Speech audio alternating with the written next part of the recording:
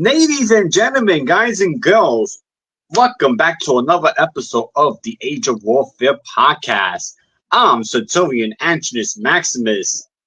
That's my man, Negate Aiden Cornier, and welcome to another episode.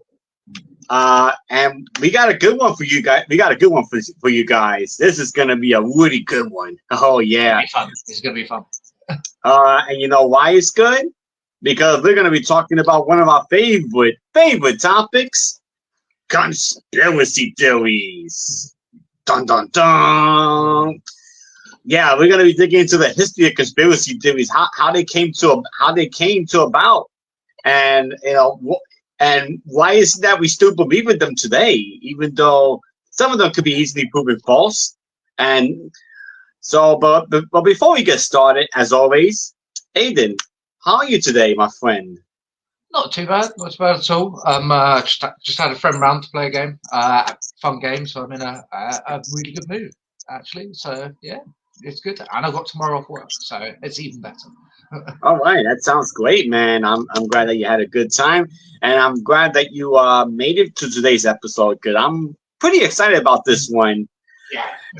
As for me, got my new frog shirt, and I'm ready to.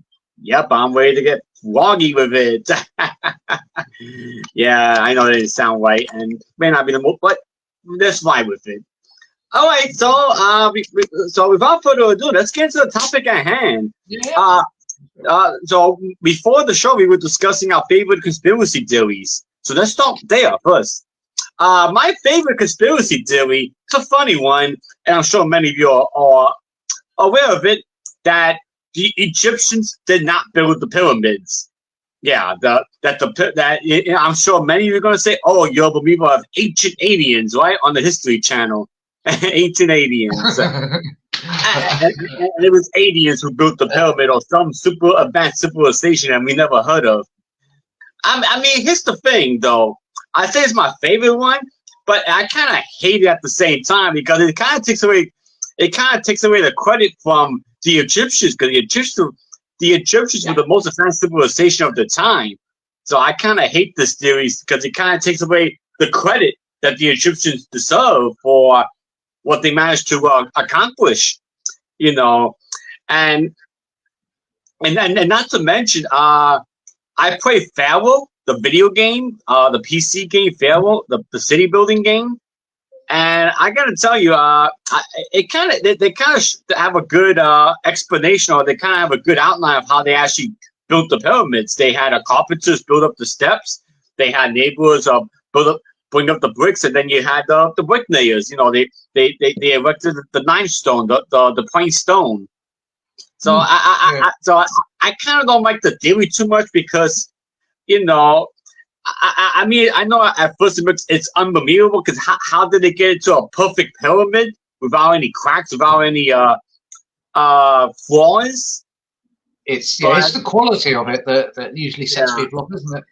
Yeah, but the fact of the matter is, Aiden, the pyramids are not perfect. There are flaws within the pyramids. There's not a perfect pyramid. There are flaws. So that's people often forget as well that it's the pyramids that we see are the pinnacle of pyramids. It's like looking at some of the nicest buildings we have today that are amazing constructions and thinking they're made by aliens without considering we tried and failed a lot of times to build these buildings like skyscrapers. It's like they got taller and taller as technology got better. And there are the really old pyramids. If you go down to the south of Egypt, it's like, weirdly enough, there's potential that it wasn't the Egyptians themselves who came up with the pyramids for the area, that it was something culturally that was around before the Egyptians really became a thing, and it was just because it was those tribes were intermixed. So when you go down to the south part, you find a lot of pyramids where they got it wrong. And there's some brilliant examples of. There's one where they built it with the sides with too much of a slope. So obviously it's like curved at the top and it's fallen over and things. So we've got examples of where they messed up on it, and we're like, let's not do it that way. Let's do it a different way. And literally by trial and error over several thousand years, you're going to get it right at some point as well. So, but it's still lead to some really fun stories, though. Yeah, and and it did give birth to what History Channel is known now as the Ancient Aliens Channel. That's the common meme these days. Yeah. It got away from real history and got into what they call superficial history. Yeah, that's the common joke these days when it comes to the History Channel. So, Aiden, let's put the question on you. What is your favorite conspiracy theory? So my favourite one is the pigeons aren't real. The pigeons, you don't see baby pigeons. It's very hard to find them. So in general you don't. But you see pigeons everywhere, so there must be lots of baby pigeons. Now, the conspiracy answer to this is the pigeons aren't real. They're actually spy drones for the government. To pick whichever government that your country has right now. It could be any of them. Clearly, all the governments are the same, which leads to a whole raft of other conspiracy theories. But it's so beautifully insane, and the idea of pigeons being drones is those drone operators must be drunk. You see the way that pigeons they fly into things, they fall over, they try and eat things that they really shouldn't be eating. It's like pigeons are hilarious creatures when you really think about it. It's this idea of this really incompetent spy drones by a government. It's a great idea for a story as well to have. But I like it because it's so bafflingly weird. Yeah, I can definitely understand why. I mean, the government using them as to spy on us. That's crazy. Even though baby pigeons are a thing.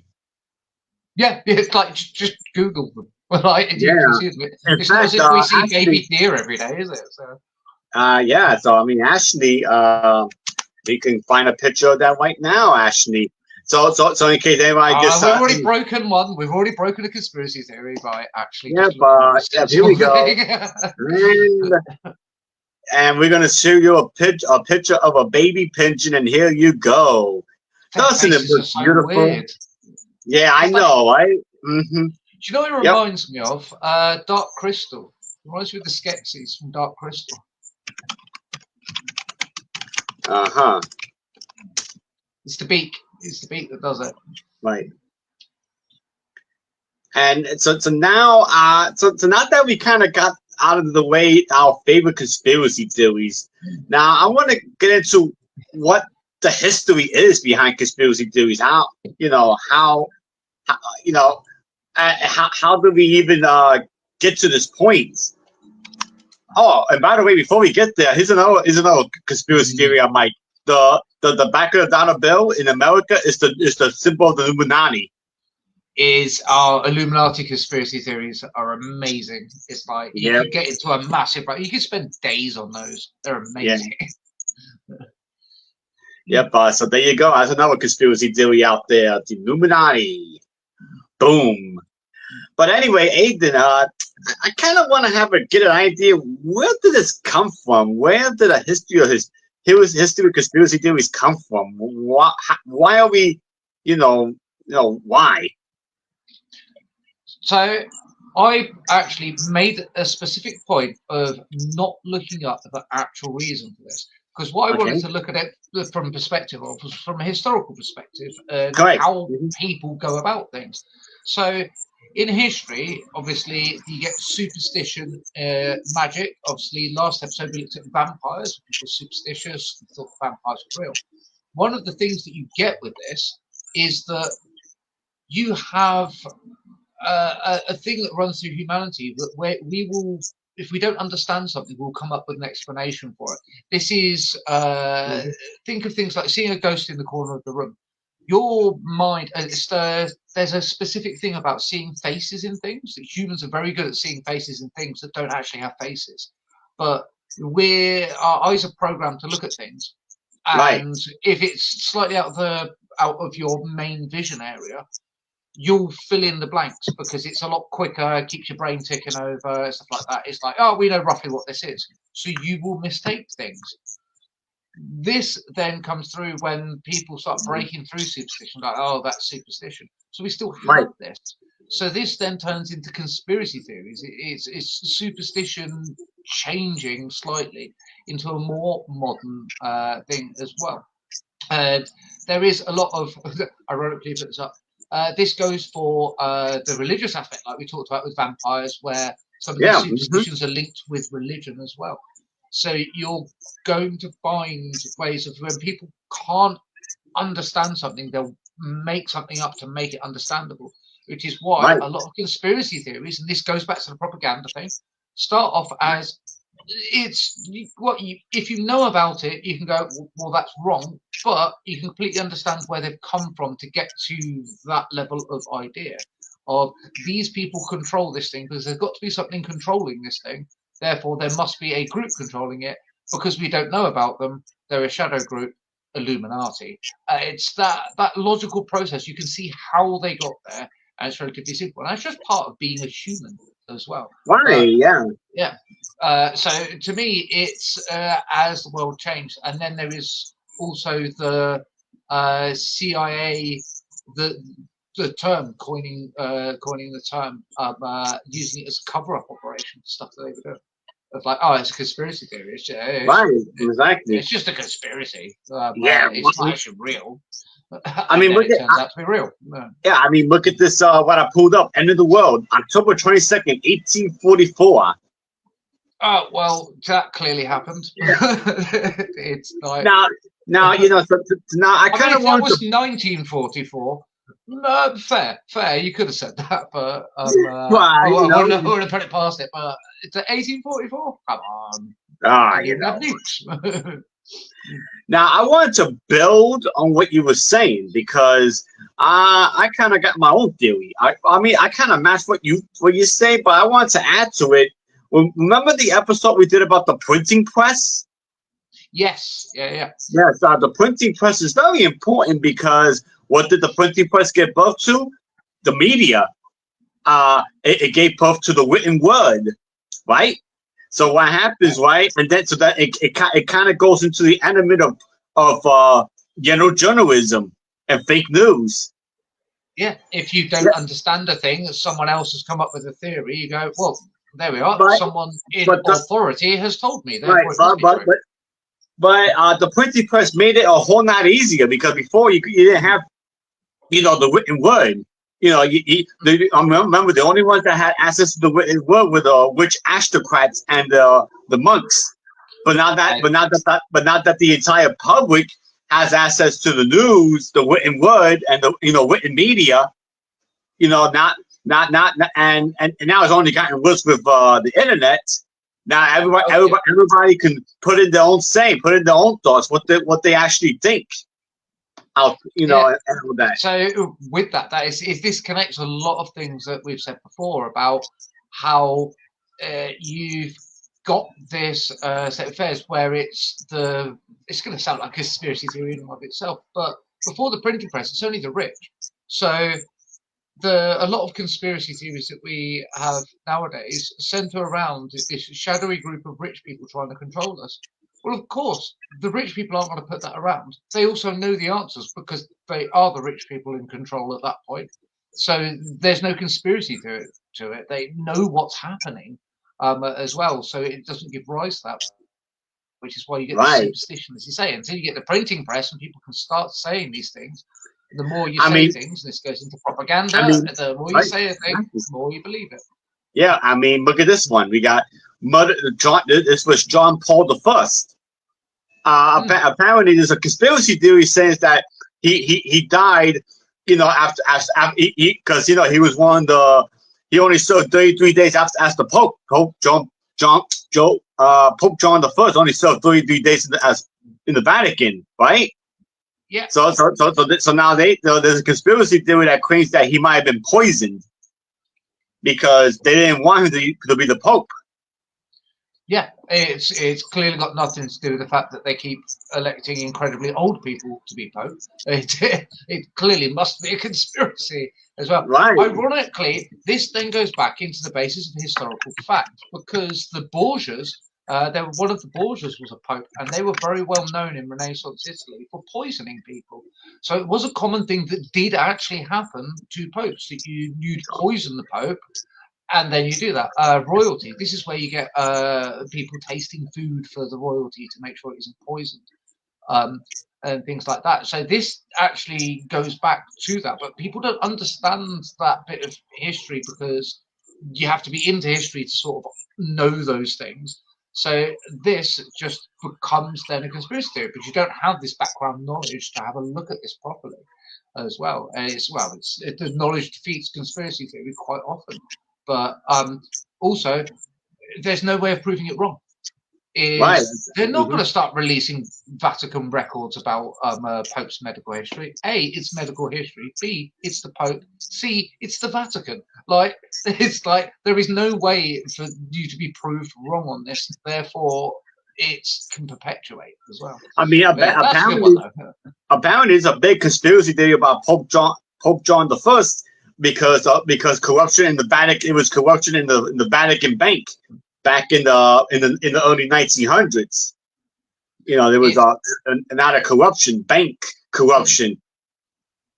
And if you think when we were younger, it was Pope John Paul II was around for forever. He's like guy just wouldn't die. And so we sort of missed a lot of that as well. But then that feeds into this he was clearly an old guy. And they then started doing a lot of reforms. You had Vatican I, then you had Vatican II. Later on, was Vatican II? No, that wasn't John Paul II. That was under I can't remember his papal name, but Ratzenberger, I think, was Vatican II. But to be fair, Pope John I was only 65 when he passed away, which is actually pretty young when it comes to popes. That's actually pretty young. Yeah, with the medical care they get, that is incredibly young. And then you have to add the religious angle into it as well. But I think that's why there's conspiracy theories, because he wasn't old. He was 65 years old. That's not old at all. For popes, that's young. That's a really young pope. I mean, he could have served for a good 25 years at the least. So, apparently people thought there had to be another reason.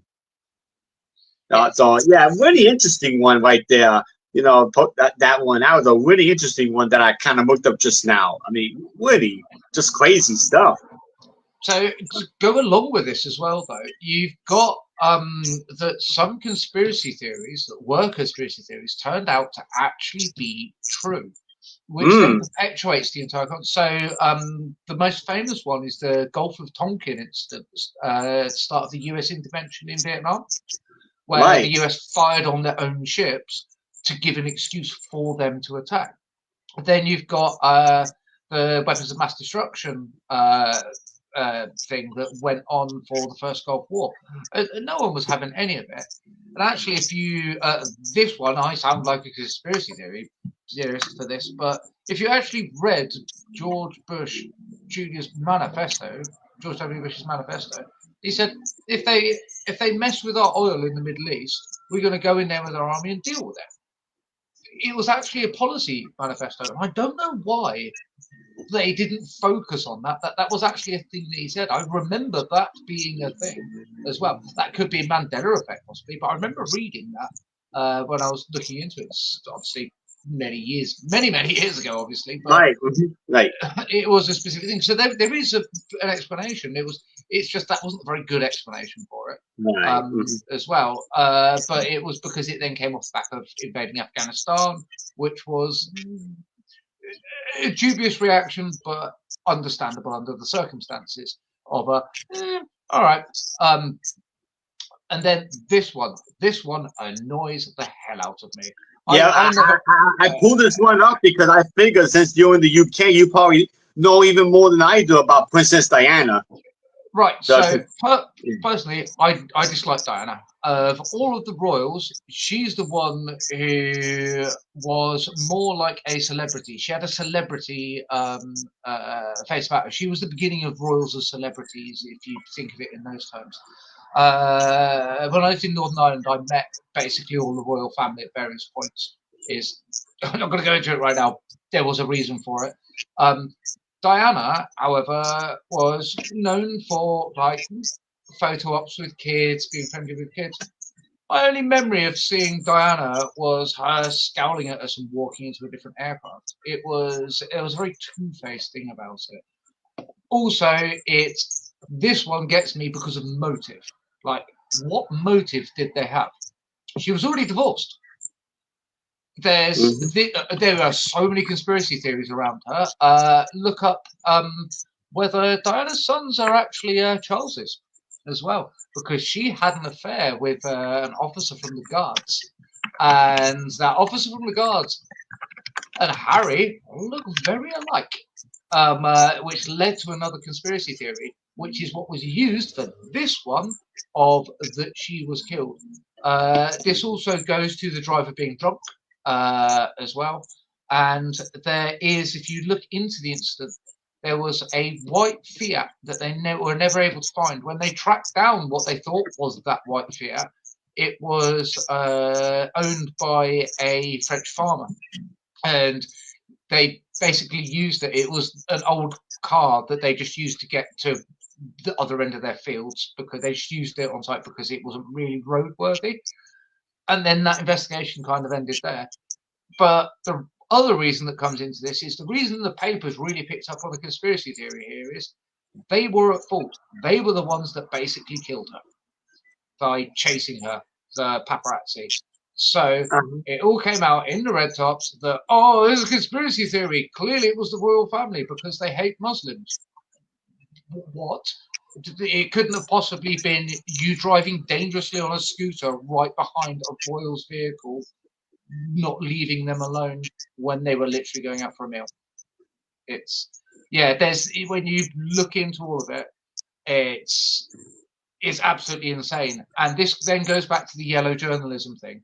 This is the media trying to cover up their mistakes as well, which then leads to conspiracy theories and propaganda and things like that. Didn't I? It was a tragic accident. She wasn't wearing a seatbelt. Wear your seatbelts, kids. No, it never was an inside job. This one. So yeah, this one as an American, it kind of annoys me. I'll be honest. Yeah, the 9/11 conspiracy I can imagine. So there are certain elements to this. So go back to that whole thing that I was saying before about there are elements of truth, and if you only know certain elements of this thing and you don't think about the context, it's suddenly becomes true. So you have the aircraft fuel can't melt steel beams crowd who basically just don't understand chemistry and physics. You then have the was it World Trade Center? Was it 3, 4? It was one of the other buildings that looks like it was demolished, and there's footage of it being announced while that building is in the background. As picture lag, quite frankly, and misreporting because everything was crazy. There's the government made mistakes. The US government knew things which they should have done something about, and they made mistakes. It's also not the first time that the World Trade Center was bombed. It was bombed in the 1980s. It was a car bomb in the ground car bomb.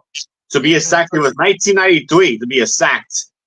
93, sorry. I thought it was late 80s. So 93, and you had that. That also weakened some of the foundations because they never repaired as well. They were like, well, look how strong it is. It didn't do anything. So they just replastered it all. But then there was potentially structural weakness in that. We will never know, obviously. Because we're never going to know, right? But it being an inside job itself, to go back to the war in Iraq, they already had the US already had an excuse to go and invade Iraq. Like they'd done it once before. The same guy was in charge, doing the same things, which was the reason they invaded the first time. There was no reason to do this, but it then comes down to, because all conspiracy theories seem to connect. What about the pigeons? Government surveillance. After 9/11, you then got all of those bills passed that allowed the government to have strong surveillance and strong restrictions on people, and basically destroy some liberties as well. So that's why people think it's like, oh, because look and see what they've done, because the government's doing something bad. Clearly, they let this happen. And then the only flight on September the 12th that happened was a plane that had Bin Laden's family on. There's a sensible explanation for this. It sounds really weird that happened, feeds into conspiracy theory. But when you realise that George Bush was actually the godfather to Bin Laden's cousin, was it his cousin or his nephew or something? But think about that logically. Where do the Bushes get their money? They're oil tycoons. Yes. Where the Bin Laden's from? Saudi Arabia. Saudi Arabia. Saudi Arabia known for oil. Oil. Like, so it's the whole Bush connection to the Bin Laden family is a normal connection. That and the CIA did train Bin Laden as well, which just that one I remember, the Cold War. Yeah, it is when I think that was late 80s actually. When Russia invaded Afghanistan. Yeah. Yes, right, correct. Yeah, the irony being that the Taliban were put into place by the US to fight the Russians. The alliance allied with the Russians, and then the Americans come in, get rid of the Taliban, and put them on. That might be the big one of the biggest ironies in American history. Yeah, and that goes right the way back to our Afghanistan episode of that place is mental when you just look at that place is just chaotic. I mean, seriously, Afghanistan is one of those really chaotic countries that no matter what you try to do, no matter who you are, it's going to eat you alive. Yeah, whether you're Alexander the Great, whether you're the Mongols, whether you're the Timurids. You know, even the Chinese try to go to Afghanistan at one point. And they're doing it at the moment with trade. They're trying to make inroads, which is sort of working, but it's going to backfire at some point because it's Afghanistan. That always backfires. Even the British Empire tried to take Afghanistan. That was where Winston Churchill served when he was a young man. He was in charge of the Bengal Lancers, and he fought in Afghanistan in the same places that we all know of because of the war as well, which is absolutely mental when you think about it. The conspiracy. Oh, is this which medias are and groups? So there's a cute things like the QAnon, the Illuminati, George Soros, Flat Earth, the different conspiracy theories. Yeah, right. These are the really dangerous conspiracy theories, like George Soros. I'm sure you know who George Soros is. Yeah. It's Bill Gates is almost George Soros level. Cultural Marxism. Nazis on the moon. The cultural these are the ones that are ruled by supreme shadow elite, promotes hatred and violence towards marginalized groups. Then you get to the bottom ones, like global warming hoax. 5G is actually toxic. Soy boys. The vaccines have microchips. The U.S. presidential election was stolen. The Biden is a robot. Just a few of these. And these Biden's are dangerous. A robot. That's amazing. I love that. These are dangerous for your. That's a really crap robot if it is. These are dangerous to yourself and others. Chemtrails. I've tangled with that before because I know a little bit about planes. And then you got the middle, which is unequivocally false, but mostly harmless. Like Michael Jackson is still alive. Tupac Shakur is still alive in Siberia. Alien abductions. Mattress for money laundry scheme. The Titanic never sank. That was false. So the Titanic one is one that me and my wife talked about. I've been to. So the Titanic was built in Belfast, and I grew up near Belfast. So I went to the Titanic Museum. I've seen the docks where it was built many a time because just drive past them. The conspiracy theory on that one is actually quite fun when you get into it. Of why that it was its sister ship that sank, not the Titanic. is the conspiracy theory, and I don't see how that makes any difference. The name on the ship being different. It's that one baffles me because it's so the consequence of this is the same thing happened. They just painted a different name on the ship. What does that change? The people still died. Your conspiracy theory still accepts that they all died. Exactly. Then you got the blue, right? Then you got the blue ones, which we have questioned, like Area 51, the JFK assassination. Epstein didn't kill himself. The UFOs, remembering a simulation. I mean, these are conspiracy theories that actually have, you can actually question them and say, wait a minute, this could actually be real. So one of the things on this that doesn't annoy me is that blue category. So the Epstein didn't kill himself thing that should be there. That is an actual thing that is a strong possibility of there's so much dodgy stuff that went on.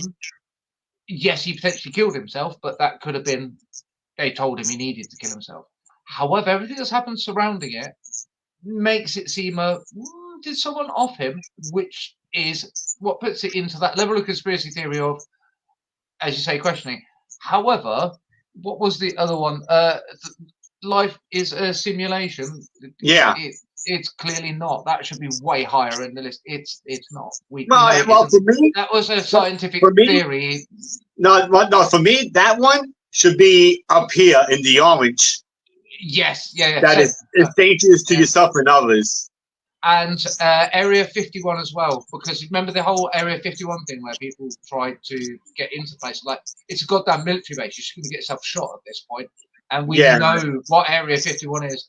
They won't tell us exactly what happens because it's a secret military base. They're doing secret projects. They're clearly not going to tell you.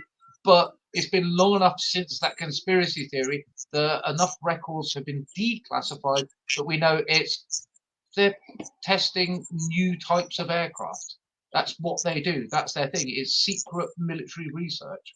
It's that one is a weird one. It's the conspiracy theory behind it is quite clearly and obviously false. However, it's only dangerous in that situation where people decided to go and have that. UFOs, on the other hand, are like, that's actually a genuine possibility. That goes into probabilities of aliens being around. And if they're around, there was one I wanted to bring up that made me mad. Stevie Wonder isn't blind. In case you don't know who Stevie Wonder is, he was a musician who was blind in America. Stevie Wonder. Yeah, that one just makes me mad. Oh, Greta Thunberg is a time traveler. Yeah, that one just makes me mad. That's crazy. That's actually, why would you even consider that? All right, let's get down to these green ones as well, because I think these green ones is the section where we might actually believe some of these. All right. Well, according to this, these are things that actually happened. My big tobacco. Tobacco died about cancer. Yeah, Watergate, MK Ultra. Watergate, yes. Yeah. It's hold on. Cointopro, big oil, post-climate stuff. Yeah. That then you got they're still doing it. Then you got Project Mockingbird and the NSA mass surveillance. Yep. Big oil pushed climate disinformation was pushed by the big oil companies. Oh, really? That's why is that even a conspiracy theory? It's just a basic fact of life. Well, I mean, because here's the thing, Aiden. If it's something that actually happened, is it really a conspiracy theory anymore? I suppose it's because we've known about it for long enough that it just seems weird that it comes in the bracket. Project Mockingbird, yeah, that's that weird 50 stuff. Operation Paperclip was considered a conspiracy theory. There's another one, Aiden, that should be put in maybe the green or the blue. I don't know if you remember, there was a video game in the 80s called Polybius. Look it up. The Polybius video game. Yeah, I've listened to something about this. I can't remember exactly what it was about it. It was a video game that was built by the government to hypnotize kids. Yeah, it was one of the 1950s experiments, like giving people LSD and stuff like that, which is the MK Ultra thing. It was really bizarre because it was there's one that's connected to it as well. Some unsolved mystery of there was an arcade machine. It was an arcade. There was a bunch of arcade machines that were hold on. that were connected to putting it. it up now. Cornelius, look, the video. That's what I'm talking about. Yeah, it is. Yeah, I am definitely thinking of the same thing. Yeah, it was arcade machines, and then they mysteriously disappeared. And it was in one specific place that they were doing this. It's the amount of shit that happened in the 50s is. I mean, that one you can put in the purple or the blue. This one, because there could be some truth to it. I mean, it's not the most dumbest conspiracy theory out there. But I mean, on top of that, it's the case where a lot of games back then, it was before they really concentrated and knew about epilepsy. So you had the flashing lights that would set kids off as well. So it's easy enough to switch in of that. And all you got to do is you've got to find that the government are paying for it as well. So, it's not the dumbest theory out there. Yeah. But now that we got. And that was a good topic right there, breaking down the crazy conspiracy theories out there, ranging from the really dangerous stuff like Soros, QAnon, all the way to the ones that actually happened like Watergate. Now, I want to get into another theory that you want to touch on. I know you want to touch on this badly, so let's get on with it. Yeah. I know what you're going to say. The Mandela effect. Yep, the Mandela effect. One of the interesting things is that we live in a simulation, and that the timeline split in 2000 and I think one of them is 2016, and one of them is 2001 or 2004. There's something, and it then there's a bunch of time travel conspiracies as well that go into this, and it's part of Mandela effect, and there's a conspiracy of why the Mandela effect is the thing. So for example, the Fruit of the Loom no-go.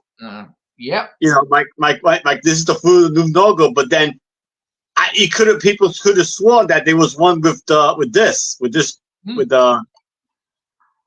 Fruit of the Loom no-go. It's the Berenstain Bears. The Berenstain Bears is another popular one. Yeah. Yeah. The Statue of Liberty not actually being where it should be is the one about that goes from Mandela effect into. And I'm going to tell you something, Aiden. I'm going to tell you something. This one we see right now, this one, I actually believe this one. I actually fell for this one because I could have swore this first one was real. Here's another one, the Queen song. All right. But meanwhile, here's the actual Fruit of the Loom. The actual Fruit of the Loom no-go history, and you don't see that one. It's bizarre. The Queen song, Champions the World, I believe it is. The last line. No one knows the last line. There's Mandela effect on the last line, and I think someone ended up tracking it down that it was an ad lib on a single live show. And here's another one I fell for. Pokemon. I was a big Pokemon fan growing up, and I could have sworn Pikachu had a black tail. This one I fell for. I'm pretty sure my son drew him with the black bit on his tail as well. It's weird. I actually had a Pikachu Pokemon card right next to me yesterday, but it's been put away, unfortunately. But yeah, but if we go back to the original part of the Mandela effect, is Nelson Mr. Mandela, Monopoly. Mr. Monopoly, yeah. I genuinely couldn't tell you which. No. This is because of Pringles. Yep, Pringles. Which is why we get it wrong as well, because they look so similar. And yeah, so the origin of the Mandela effect is that lots of people were utterly convinced that Nelson Mandela died while he was in prison, and they remember watching his funeral and things like that. He didn't, because he left prison and became the he was the Prime Minister of, was it Prime Minister? He was the leader of South Africa. Yeah. Afterwards, but people were convinced, and it's one of those ones that people in their heads have this juxtaposition of, they're convinced that they saw this, but they know full well that it didn't happen. Yeah. As well. So the Mandela effect is, and this goes back to what I was saying before, originally, of how you get these superstitions of enough people believe something because memory's fallible. We remember things wrong. This is why eyewitness testimony in court is, they keep trying to make it have less weight in a court as well, but a lot of old things do. So, for example, there's the Pringles one you were talking. Yeah, it's the Pringles one. Yeah. So there's a lot of like in the court system over here, for example, fingerprints are considered evidence that you don't have to prove beyond it. So, like, it's like if you've got fingerprints, that's it, you're done. Fingerprints aren't that accurate, but because DNA is new, or new in the sense of court systems, DNA isn't given the same weight as fingerprints because of that. And it's because we trust what we have been told, and we've been told for years that this is the thing, even though that we now know that it isn't quite as much. My mum did a degree in psychology, and one of the experiments that they did was they got people into a room and they showed them an incident, and then they all had to write their incident report, but half of them weren't allowed to talk to anyone. They had to write their own. The other half of them were allowed to discuss before writing down what they remembered. And the ones who discussed it all got very similar results. The ones who did it on their own got very different answers, because there's the case of groupthink. We think as a group, and we trust people. Like, well, perhaps we know that we remember things wrong. So the more people that say they remember something in one way, we go, well, if more people remember it that way, clearly a thing. And this is where the Mandela effect comes in, that you can get a lot of people that remember it wrong, but then that becomes part of the human existence, that we all then remember it wrong as well. But my favourite was the painting of the Statue of Liberty, the Mandela effect, though. There's a painting and it's not on the same island. It's the Statue of Liberty was moved, and that's used as proof in the, as I said, in the conspiracy theory, the timelines diverged. And that was actually, that is also linked to the world's going to end by the Mayan calendar. Because the Mayan calendar, the date lines up with that it wasn't the world was going to end, it was the timeline diverged and someone changed something, which is why the world went to shit. Is the thing. It's, or we could just look back in history and go, yeah, the world keeps going to shit because humans are idiots. Like, we are not a clever species. Like, humans are inherently lazy, which is why we're very good at creating things, because we try and make our lives easier. We're also looking for the easiest method, hence the laziness, which means we start believing these types of things, and we'll just do a thing and won't think about the consequences, and then we end up in a situation like we are now. But that has happened forever. Like the entirety of human history, you just go, yeah, it happened then, and then it happened then, and then it happened then, and then it happened then. It's like, it goes all the way through. It's understanding that humans, which in and of itself, it's one of the reasons that people believe in conspiracy theories, actually, is that it's that fear of knowing that no one's governing this. There is no set path. There is no group of people that are making things work, that have a long-term plan. Yeah, but oh, here we are. Yeah. Mike. These are the top ones are the originals, right? Yeah. All right. So the Volkswagen, Pikachu, Mr. Monopoly, George the Curious George for the new, and the robot from Star Wars. Now you go to C-3PO, Volkswagen symbol, of which quite obviously it's split because it's a V and a W. Yep, and but then this one, then you go to the bottom set. These are manipulated.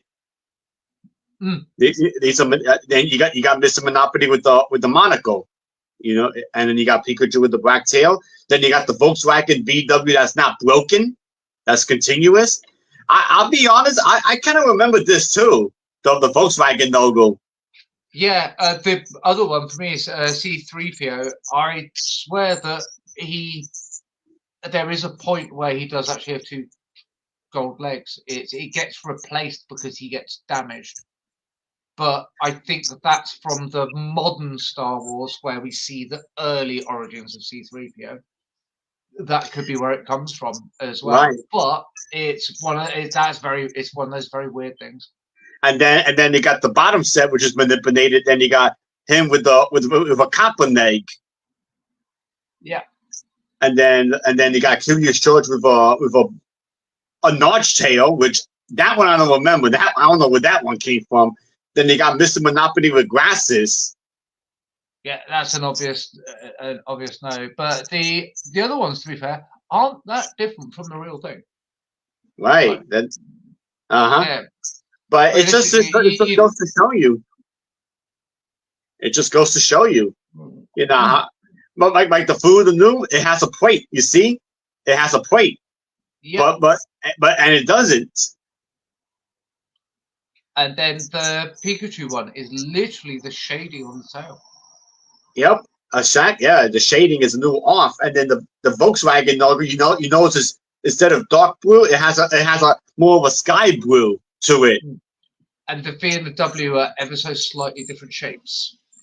Yep, but you see what I'm saying, right? It's crazy. It's so subtle, but yeah, you wouldn't think that it had changed as well.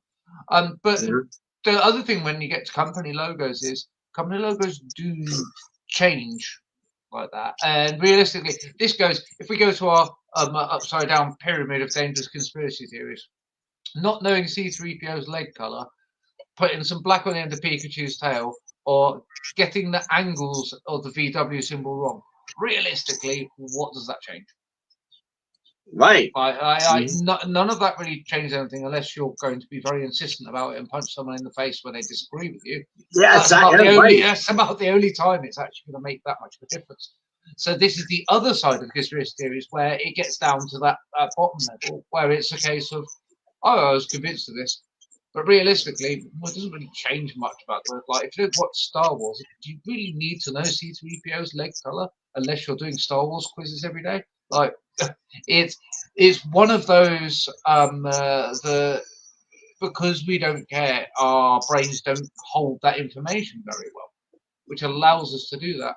But then this is where you get the slippery slope theory coming in, of the psychology, where a slippery slope theory is actually the opposite of what people think it is. It's that people go, well, it's this, then this, then this, which it doesn't always work. It's like it is escalation. It's actually called spiraling, and it's part of the condition of anxiety.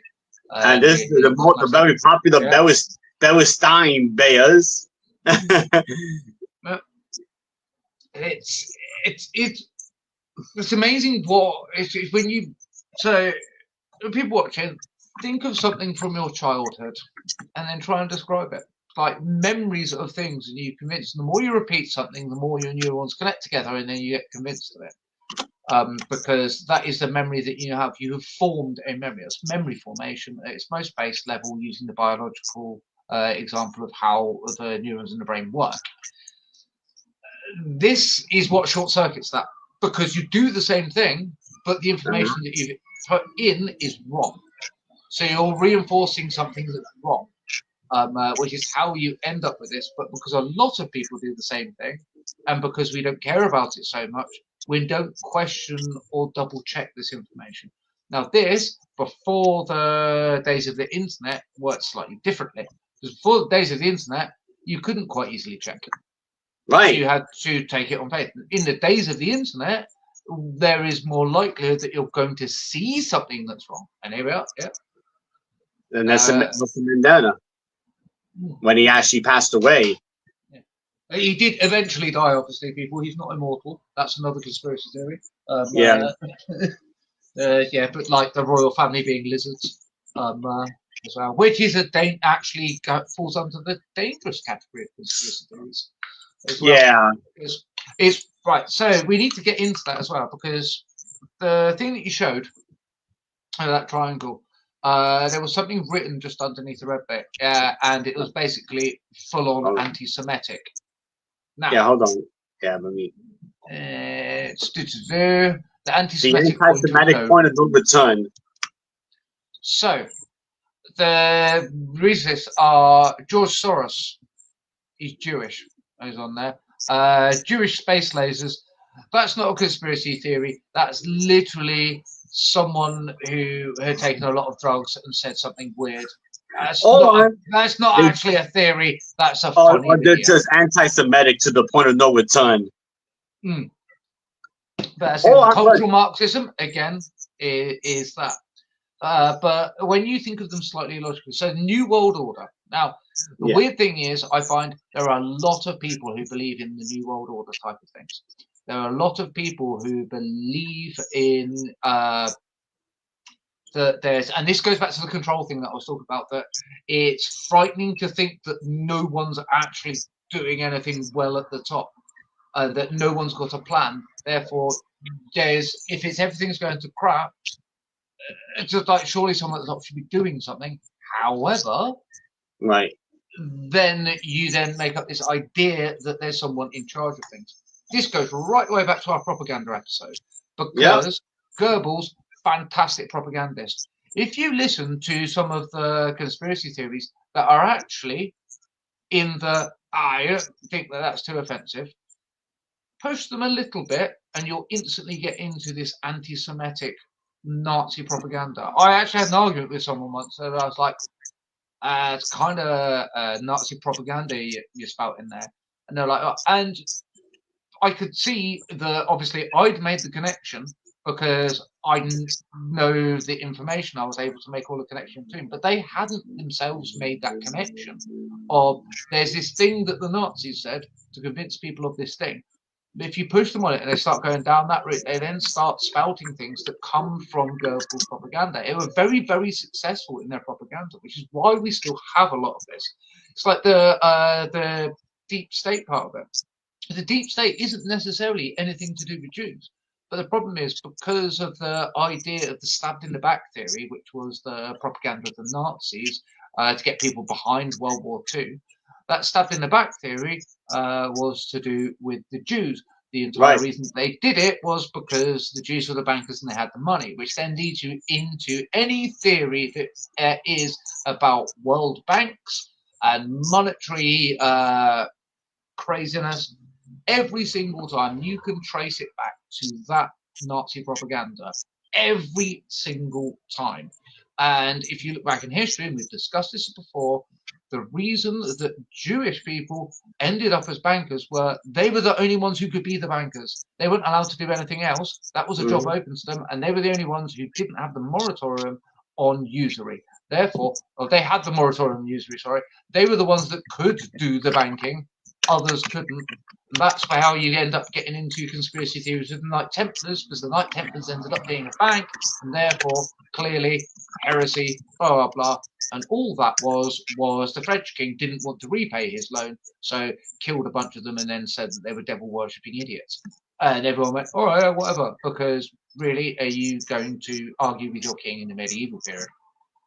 And now everyone has this sort of weird thought about those types of things. You end up getting with this. So the depopulation one with Bill Gates, I knew it would be on there somewhere. This goes into the same theory. Part of the reason for that connects to the vaccine theory. The vaccine theory has been entirely proven false. The guy literally made stuff up, had his medical license revoked, and I can't remember if he went to prison or not, but basically he lied. He admitted he lied in the court of law, and it was done with. People still believe in the whole vaccine thing. That's where the Bill Gates thing comes into it, because the Bill Gates thing is about him funding a lot of vaccines for third world countries where they've got larger populations, but that's population that goes into Malthusian principles of population dynamics. You have larger families in the rural population with a higher disease rate. As soon as you are able to have the high level medical care, you can have less children because children aren't dying at birth. Therefore, you reduce the population that is coming in, but the population that's coming in is surviving. You're not depopulating. What you're doing is that. So the only way to get it into depopulation is to claim that the vaccines are actually poisons. And then we are. I know far too much about conspiracy theory connections. There's actually one that is actually pretty dangerous, and that's essential oils cures all illnesses. That's actually a pretty dangerous one. So there was a thing about that in the UK. There was a big uproar at one point because our Minister of Health, I think that's the title. Anyway, you get the idea. The guy in charge of healthcare stuff allowed that type of stuff in the NHS. And everyone was like, "Oh, what? Are you a crackpot? Like they're stretched as it is. What are you doing with this?" So we all know the placebo effect, and which connects really nicely to this. There are a lot of things where a positive mental attitude and convincing yourself that something is true and is going to help you, conspiracy theories obviously, means that you will heal faster. It's a big thing in cancer treatment as well. People being positive and going, well, it's not going to kill me, so I'm all good. Every single person that I've met who's survived cancer has had that same attitude of, it's annoying, I have to deal with it. Yes, I know it can be lethal, but it's just a bit of an arse, I have to deal with it. That attitude, that sort of blasé attitude of I don't really care, helps, which is why they allowed these things in there, because people believed that they were helping them. And actually, this again comes down to the placebo effect of, because they believed that they were helping them, they were calmer, they had a more positive attitude, which meant that they were more likely to heal. It's not the actual thing that was doing it, it was that they thought it was doing it, was the thing that was doing the thing. There's a really subtle difference, which is why they allowed it. They turned around and went, well, actually, it's proven that this it isn't the actual thing that's doing it. But then it gets into conspiracy theories of, well, now you've proven us right, that this stuff does actually work. It doesn't work. It's the believing in it that works. It's the having faith in something. Let's not get into faith healing, but yeah, that's along the same lines. Of the reason that it works occasionally is because a positive attitude will actually make you heal quicker as well. It's weird. Humans are weird. Our bodies are even worse as well. Yeah. Yep. And then another one that I just don't really like was the 5G being toxic. Oh yeah. That's ridiculous. The thing that annoyed me most about that is that it was then used as an excuse to not bother finishing the 5G network. So when phones started switching to 5G properly, they had to take down the 4G masts in certain areas to put 5G up because people are moving to 5G. All right, cool. Kind of makes sense. There was problems with it due to the Chinese company and their access to information was actually a real thing. So we have standard conspiracy theory. There is actually a real thing you have to be worried about. And there is a thing that's happening that is new and you don't understand.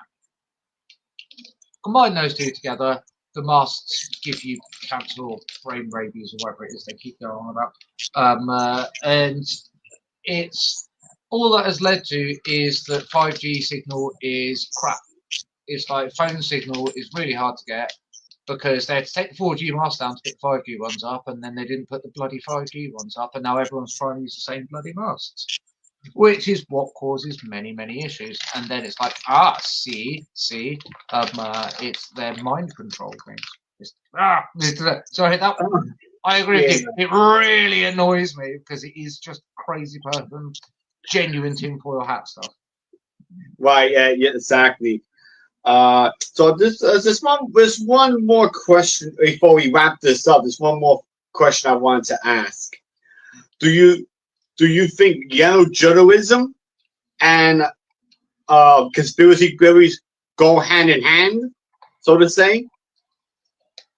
I 100% yes. Conspiracy theories are often born out of propaganda. People want to believe in something. When things are going bad, people want to blame people, which is why when times are bad, you get more racism, you get more attacks on the other, whoever the other may be. You get the blame being thrown around.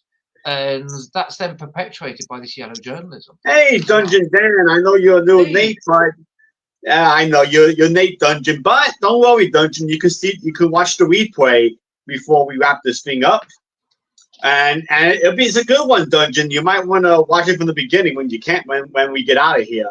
It's a really good one. Yeah, so you end up with, as you said, yellow journalism. It's entirely connected. The conspiracy theories and propaganda are very often one and the same. As I said, when you get into those anti-Semitic ones, the amount of them that can be traced back to Nazi propaganda, and we can see the Nazi propaganda. We can see exactly who came up with the idea, why they came up with the idea, what they said about the idea, and what they were trying to push at the time. I mean, yeah, we know exactly what the Nazis were doing. I mean, unless you're a conspiracy theorist to the level of you don't believe the Holocaust happened, as well, which is just absolutely mental. Although, get this one, the number of Jews that died in the Holocaust is wrong. It's actually too high. Makes me sound like a really anti-Semitic person. Now, I wrote an article on this, but the reason that I know this is there is a group in Israel that work with, it's connected to one of the museums. So there's this foundation, and a lot of Jews disappeared in the Holocaust, but that was for two reasons. A, they were killed, and we didn't have the records, so they're trying to track down the names of those people. The second one was they faked their death so that they didn't get killed, and therefore they can be tracked down and found out that they survived because they managed to hide themselves. So the actual number is less than the 6 million that people say, but it is this Israeli Jewish Center of the Center of Holocaust something. I can't remember. Look it up. However, the number is still ballpark. It's still 5.5 million.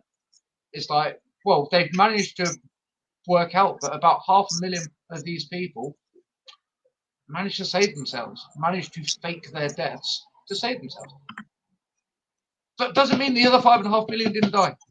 This is the good point about it is, and this is the thing is, where you take something and you can say a simple statement like that made me look like a nutter. When I explain where I got the information from, when I explain why the information is the way it is, and when I explain at the end that when you round 5.5, you get 6. Therefore, 5.5 is 6 million if you're running a newspaper, because you're just going to do that because it's easier. Right. This is where the conspiracy theories start coming into it as well. That people deny those types of things. So Holocaust denial, I think, is one of the most horrendous conspiracy theories. They all connect to the same thing, and it's to be slippery slope fallacy again. You get people believing in some of the smaller ones, and it can start with don't really trust vaccines because I don't like needles, so I don't really want the vaccine. Therefore, now I don't trust vaccines because that's an easier explanation than I don't like needles. And then that leads into vaccines. Why? Because they put stuff in them to do things to us. Who's doing that to us? Oh, some shadowy group of people. Who are these shadowy group of people? The Illuminati. Who are the Illuminati? A bunch of rich Jewish bankers. Suddenly, you're into Nazi territory. It is that simple. That goes back to that. You can trace so many of these things back to that point, but it's because you can connect a lot of conspiracy theories. Some of them aren't directly because of it, but they're traceable to it, and this is where you get this. It's like gateway drugs. It's that whole concept. that comes into it. And is one of the reasons that I do get annoyed and end up in arguments with people. I'm like, let's think about it. Yeah, you don't understand it. We don't understand everything. Like, I can do quite a lot of maths. Give me a university level maths textbook. I could probably hold it the right way up. I could probably identify some of the letters in it. Apart from that, I know their numbers. Oh, well, it's university level, so they're probably not even using numbers at that point. 6 degrees to Nazis. That is a fantastic way of putting it, Dungeon Dan. That is a fantastic way of putting it. You could, yeah, it's something that you can do to work out, is this conspiracy theory just harmless or not? It's where that then leads you on to when you realise, when you know enough of them, you know where it came from. Which is why anyone that complains about, as I said before, anyone that complains about banking, I just start to roll my eyes, because all of the banking ones are all Nazi propaganda. Right. So I hate to say anything, but we are well over the hour, man. We covered a whole night. Yeah, we did a whole night, and yeah, Dungeon Dan, you're gonna have to watch it from the beginning, man. And we're gonna. So, guys, this was a really fun episode. So, you know, if you, like I said, if you enjoyed it, let us know. Comment, give us your comments, and you know, we'll try to answer them the best we can. Yeah, I know Dungeon Dan, but I actually have got some plans later today. Gotta go out later to. Yeah, I kind of have to get going. So, but yeah, but don't worry, Dungeon. Once we get out of here, you can watch the replay, and you're gonna have a whole bunch of conspiracy theories for you to discover. So it's a whole lot we just covered in this hour. So, which means Aiden, you get to pick the topic for the next episode, which is in 2 weeks. So the next topic is going to be continuing this series as well. Okay. And it is going to be in the same vein about conspiracy theories. I haven't quite narrowed down. I need to have a little bit of a think about it. But I've a few ideas rattling around after today's discussion of what we're going to do. But it's going to be that type of thing again. Okay, so Dungeon Dan. So remember, in 2 weeks we're going to be talking more. So yeah, you're gonna get more. You know, you're gonna get more dose of conspiracy theories, because it's juicy. Oh, it's tender and juicy. Yeah. Thank you, Dungeon Dan. Of course, I know you came in a little late, but you know, but like I said, if you missed the episode, you'll be able to watch the replay. So you know, and it will be up on the YouTube later on as well. So, guys, I hope you enjoyed the episode. I've been Centurion Anxious Maximus. That is my man, Aiden Cordier. We're going to continue this in 2 weeks, because Aiden apparently has some more ideas we need to discuss. So, catch us in 2 weeks, guys. Until then, enjoy the rest of your day. Enjoy the rest of your weekend. And take care, guys. Take care. See you later, guys.